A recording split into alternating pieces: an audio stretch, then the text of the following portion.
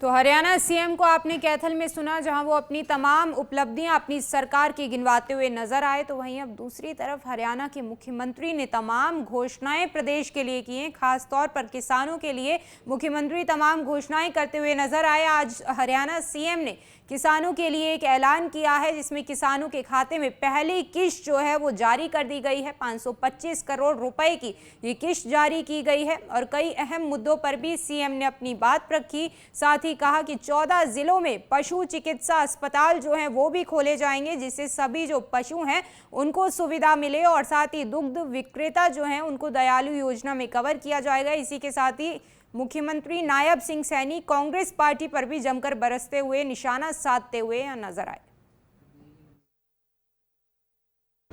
क्योंकि पिछले दिनों जो वर्षा हरियाणा प्रदेश के अंदर कम हो रही और पिछले वर्ष की तुलना में काफी कम हुई है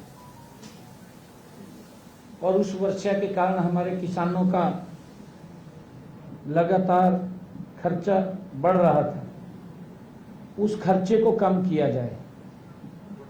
और पिछले दिनों हमारी सरकार ने, कैबिनेट ने ये फैसला लिया था कि हम किसानों को 2000 रुपये प्रति एकड़ के हिसाब से उनको बोनस के रूप में देंगे।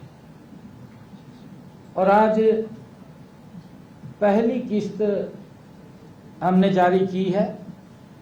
किसानों के खाते के अंदर हरियाणा प्रदेश के ऐसे 5,20,000 किसानों के खाते में आज जो ये पहली किस्त यहां से जारी की है, ये 525 करोड़ रुपए की किस्त आज जारी की है।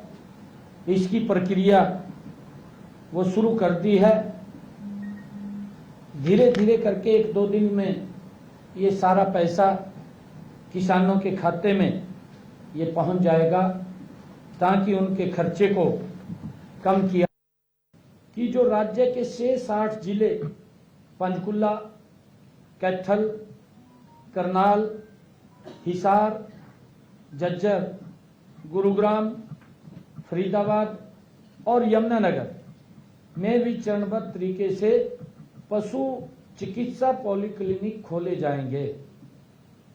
ये पॉलीक्लिनिक राज्य के पशुपालकों को पैथोलॉजी, पैरासिटोलॉजी, गायनोकोलॉजी और माइक्रोबायोलॉजी, सर्जरी और अन्य डायग्नोस्टिक सुविधाएं जैसे एक्सरे, अल्ट्रासाउंड आदि में विशेष पशु चिकित्सा सेवाएं प्रदान करेंगे। मैं दूसरी घोषणा प्रदेश के दुग्ध विक्रेताओं के लिए करता हूं। जो दूध विक्रेता घर घर जाकर दूध की आपूर्ति करते हैं और जिन परिवार पहचान पत्र में पारिवारिक आय 3 लाख रुपए तक वार्षिक है, उन्हें राज्य सरकार की दयालु योजना के तहत कवर किया जाएगा। इस योजना के तहत परिवार के किसी सदस्य की मृत्यु या स्थायी दिव्यांगता की स्थिति में वित्तीय सहायता प्रदान की जाएगी। सहकारी समितियों से जुड़े दूध उत्पादकों की अप्रैल, मई, जून के 15 करोड़ 59 लाख रुपए वो सब्सिडी के उनके रुके हुए थे। कल हमने वहां बटन दबा करके डीबीटी के माध्यम से उनके खाते में ये पैसा पहुंचाया है। इस वित्त वर्ष के दौरान अंत्योदय परिवारों के सदस्यों की प्रोत्साहन राशि 5 रुपए प्रति लीटर से बढ़ाकर 10 रुपए प्रति लीटर कर दी गई है। कल हमने ये निर्णय किया था। इसी योजना के अंतर्गत पिछले वित्त वर्ष में 39 करोड़ 37 लाख की सब्सिडी दी गई थी, जो कि इस वित्त वर्ष योजना का बजट हमने 100 करोड़ रुपए कर दिया है। हमने 5वां जो कार्य दुग्ध उत्पादकों के लिए किया, मुख्यमंत्री दुग्ध उपहार योजना के तहत वीटा के जून 2024 तक के लगभग 41 करोड़ रुपए की राशि लंबित बिलों की अदायगी विभाग द्वारा वो थी। हमने कल इसका भी निर्णय किया है कि वो 2-3-4 दिनों के अंदर ये सारा का सारा पैसा उन तक पहुंच जाएगा, वो भी जारी करने का हमने निर्णय किया है। परंतु मैं उनसे ये पूछना चाहता हूं कि हमारी सरकार पिछले 10 साल के कार्यकाल में अन्नदाता किसान के हित में अनेक कल्याणकारी योजनाएं चलाई हैं और किसानों के लिए ऐतिहासिक फैसले हमारी सरकार ने लिए हैं। हमने पिछले 10 वर्षों में 50,65,264 मीट्रिक टन बाजरे की खरीद एमएसपी पर की है। उस पर बाजरे पर हमने भावांतर भी दिया है। मैं आज आपके माध्यम से किसानों के हितैषी होने के नाम पर जो घड़ियाली आंसू बहा रहे हैं, जो घूम रहे हैं हिसाब मांगते हुए, मैं उनसे पूछना चाहता हूं कि आपका 10 साल का कार्यकाल रहा, आप भी 2004 से लेकर के 2014 तक 10 वर्ष तक सत्ता में रहे।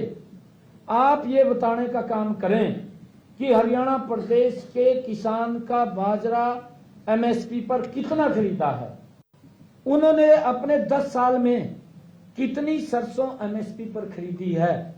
तीसरा मेरा क्वेश्चन है कि 10 साल के कार्यकाल में 96,232 मीट्रिक टन सूरजमुखी की खरीद हमने एमएसपी पर की है। हमने वर्ष 2023-24 में सूरजमुखी की भावांतर भरपाई योजना के तहत किसानों को भाव के अंतर की भरपाई करके एमएसपी के बराबर भाव देने की नई पहल शुरू की है। हमारी सरकार ने सुनिश्चित किया है कि बागवानी किसानों को बाजार भाव में गिरावट की मार न झेलनी पड़े, इसके लिए हमने भावांतर भरपाई योजना के तहत बागवानी फसलों को भी सुरक्षित करने का काम ये हमारी सरकार ने मूल्य निर्धारण किया है।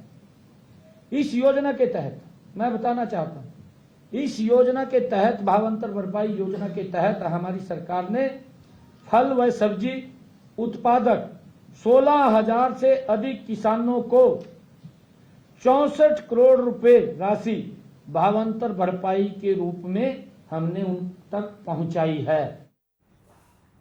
तो एक तरफ तो मुख्यमंत्री ने अपनी तमाम जो सरकार की उपलब्धियां हैं वो गिनवाई, साथ ही तमाम घोषणाएं की, और दूसरी तरफ मुख्यमंत्री कांग्रेस पार्टी पर भी जमकर के निशाना साधते हुए नजर आए और कांग्रेस पार्टी से उनके 10 साल का जो कार्यकाल रहा है उसका हिसाब मांगते हुए मुख्यमंत्री नायब सिंह सैनी यहाँ पर नजर आए।